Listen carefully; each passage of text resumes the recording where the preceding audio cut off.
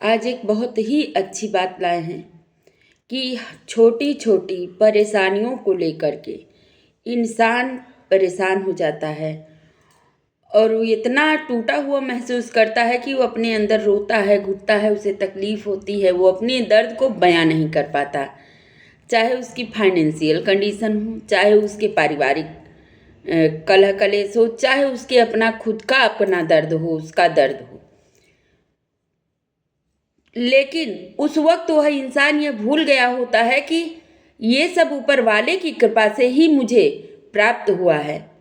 ऐसी ही छोटी सी उसमें एक बात मैं आपको बताना चाहूँगी कि एक मछली थी और वो छोटे से गड्ढे में अपने परिवार के बीच में रह रही थी मछली। लेकिन कभी कभी सूखा पड़ता तो कभी बारिश होती, मतलब ऐसे सिलसिला बहुत दिनों तक चलता रहा। अचानक से पता नहीं क्यों इतना तेज तूफान बारिश आया कि वो मछली उस छोटे से गड्ढे में से बह करके नदी में चली गई। और जब वो नदी में गई तो बहते बहते जाके समुंदर से मिली। मछली समुंदर में चली गई, नदी से बह करके छोटे से गड्ढे से निकल के पहले नदी में गई, नदी से फिर जा कर के समुंदर में गई।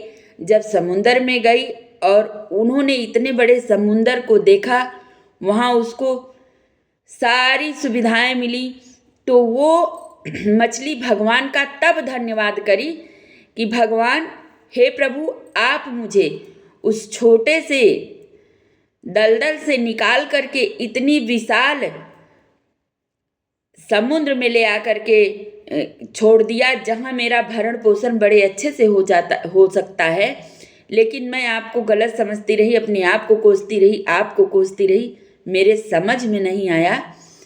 इसीलिए इंसान की भी ऐसी ही जिंदगी है कि वो एक चम्मच जल के लिए परेशान रहता है और भगवान उसके साथ कर रहे होते हैं कि शायद वो थोड़ा न दे करके भगवान बहुत ज़्यादा उसके जीवन में खुशियाँ देने की सोच रहे हैं और खुशियाँ भी देने की योजना बना रहे हों। लेकिन बस अब इंसान भगवान का धन्यवाद न करके कोसता है अपने आप को, रोता है अपने आप में, तड़पता है अपने आप में कि हे प्रभु, आप मेरे साथ ऐसा क्यों कर रहे हो, क्या कर रहे हो। नहीं, उसमें भी आप भगवान का धन्यवाद करो कि जो आपकी मर्जी है, जो आप चाहते हैं आप वही कर रहे हैं।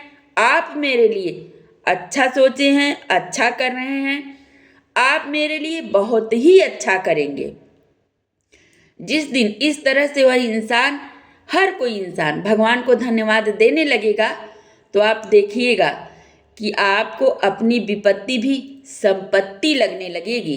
क्योंकि जिस समय भगवान की कृपा होती है ना, और जिस पर भगवान की कृपा होती है, उसको उसकी विपत्ति भी उसकी संपत्ति हो जाती है।